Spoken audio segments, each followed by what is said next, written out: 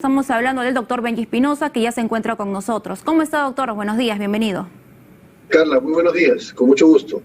Bien, el día de ayer usted había anunciado, y entiendo que ya se concretó, este recurso de nulidad absoluta que se ha presentado ante el Ministerio Público. ¿Cuál es el camino que sigue después de ello? En efecto, debo aclarar para que la audiencia sepa que este pedido de nulidad absoluta en realidad se presenta porque estamos obligados a hacerlo para llevar la discusión a nivel judicial. El propósito de presentar la nulidad es que nos la rechacen lo más rápido que se pueda, lo más pronto posible, para que se expida y se abra el camino de la tutela de derechos, que sería la segunda que presentaremos ante el Juzgado Supremo de Investigación Preparatoria. Las razones son bastante sencillas.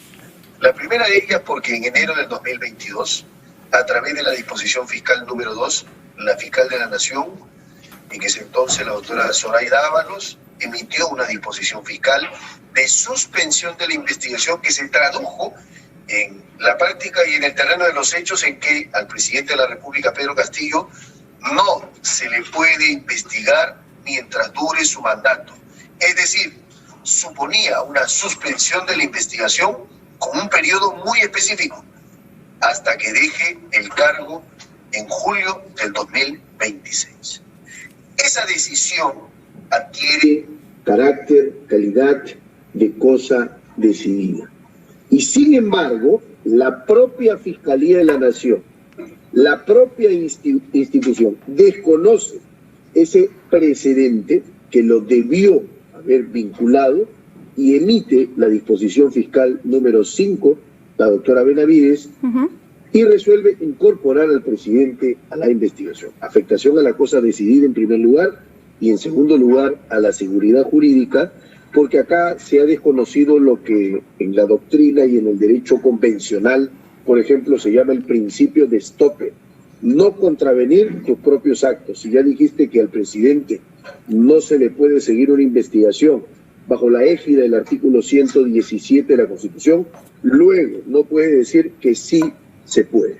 Aquí, doctor, dos cosas, a ver si nos puede aclarar.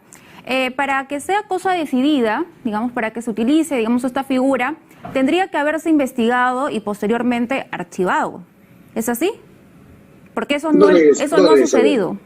No necesariamente. Yo creo que esa es una lectura muy restrictiva de la institución de la cosa decidida. A ver, la cosa decidida supone un pronunciamiento.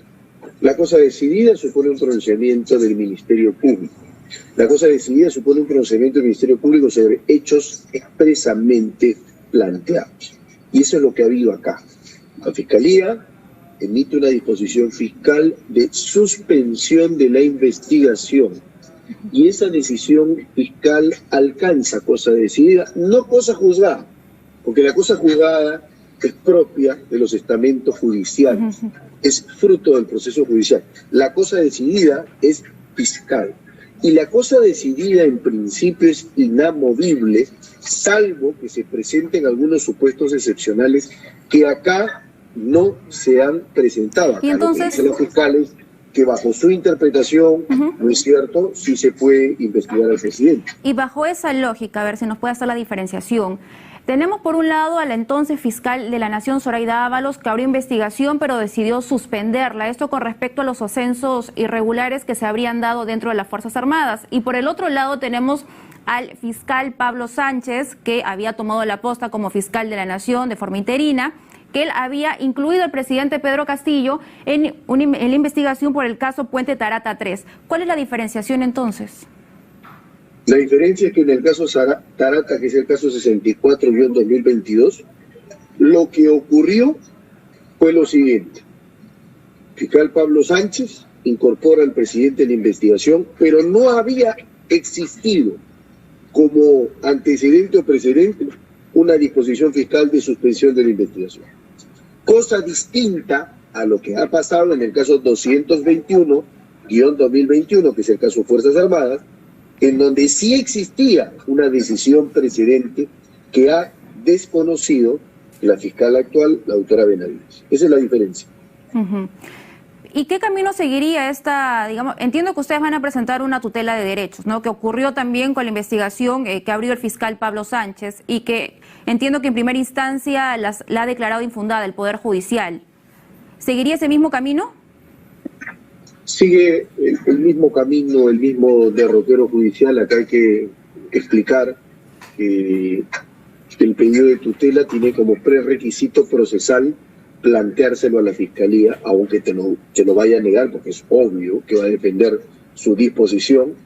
Luego acudes al Poder Judicial, convoca una audiencia de tutela de derechos, tiene 2 instancias, y como estas discusiones no solo tienen cariz penal o procesal penal, sino que van más allá y plantean temas constitucionales capitales, entonces esos temas de tamaña importancia pueden desembocar en una discusión, por ejemplo, ante el propio Tribunal Constitucional. Así que son discusiones que se someten a la juridicidad y que tienen un largo camino por desarrollarse. Y hay quienes, algunos se preguntarán si, digamos, por el tema del fiscal Pablo Sánchez y esta investigación que abrió por el tema del caso Puente Tarata 3, se le declaró primero, cuando se presentó esta tutela de derechos en primera instancia se ha declarado nula, pero previo a ello también cuando se pidió ese recurso de nulidad absoluta para anular la investigación, pues también se declaró infundado. Entonces, ¿seguiría ese mismo camino? ¿Podría ser un precedente para que se aplique también bajo esa misma lógica en esta oportunidad? ¿Lo han planteado así como defensa? A ver, la nulidad la va a desestimar la Fiscalía, estemos claros, pero no necesariamente va a ser desestimada por el juez supremo, porque antes lo que se discutió fue la imposibilidad de incorporar al presidente. Esta discusión es en relación a que si es que la cosa decidida vincula, más allá de las personas, se llama Zoraida, se llama Patricia, se apellida Ábalos, se apellida Benavides, lo que importa es la institución. Las personas pasan, los nombres también, pero la institución, el Ministerio Público, la Fiscalía de la Nación, queda.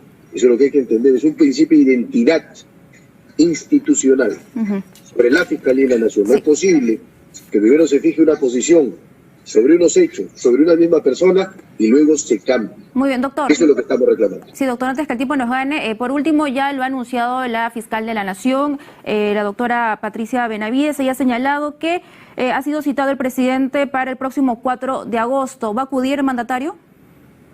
Estamos evaluando, todavía no anticipo cuál va a ser la respuesta del presidente de la República. De acá al 4 de agosto tenemos por lo menos 2 semanas para poder hacer las consideraciones y valoraciones jurídicas que corresponden en un caso de este tipo. Y por último, porque el tiempo, usted sabe que en televisión apremia, al día de ayer el presidente de la Comisión de Fiscalización sustentó, ¿no? Digamos, todo lo investigado dentro de ese grupo de trabajo y ha decidido acusar constitucionalmente al mandatario por los casos Puente Tarata 3, injerencias en ascensos de las Fuerzas Armadas y también por el caso Zarratea, ¿no? Y además del hallazgo de los $20.000 encontrados en la oficina del despacho presidencial. ¿Cuál va a ser la respuesta legal ante ello? Defendernos ante la Subcomisión de Acusaciones Constitucionales, porque acá no es que se ha aprobado una acusación constitucional, es que tiene que haber una investigación dentro de la subcomisión y ahí demostraremos que ese informe Ventura es una invitación a violar la Constitución. Ese informe es una desventura. ¿Y en qué puntos, digamos, ustedes, digamos, sientan de que no se ha respetado de alguna forma el debido proceso? Algunos señalaban incluso que no se había escuchado los alegatos del mandatario para tomar estas decisiones, ¿no? Pero también otros mencionan que el presidente pues no acudió a las invitaciones que se le formuló en este grupo de trabajo. La razón es muy simple. El informe Ventura pretende de facto incorporar una lista de supuestos no contemplados en el artículo 117. Al presidente Pedro Castillo, durante su mandato y en el ejercicio de su función presidencial, no se le puede acusar constitucionalmente por ningún otro delito que no sea traición a la patria. Eso es lo que establece literalmente el artículo 117 de la Constitución. No se puede, como está proponiendo el informe Ventura, hablar de organización criminal, tráfico de influencias o cohechos. Eso no se puede. La más clara violación y lesión que existe al principio de legalidad constitucional a que se contrae el artículo 117 de la Constitución. Esa razón bastaría por sí misma para traer abajo y viciar todo ese informe de más de 300 páginas que tiene muchas hojas, pero pocas razones.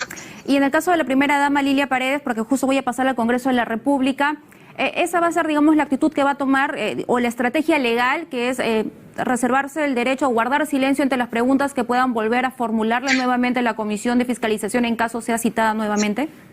Es el derecho de Lilia Paredes, de la primera dama, y es el derecho además que ha decidido ejercer cuando en la Fiscalía fue citada a declarar, contestó a las preguntas del fiscal y el procurador. La colaboración a la investigación se está dando donde corresponda. No es el Congreso un órgano para duplicar investigaciones que ya se hacen ante el órgano competente que es la Fiscalía. Muy bien, muchas gracias, doctor. Ha sido con nosotros Benji Espinosa. Muchas gracias, ha sido el doctor Benji Espinosa.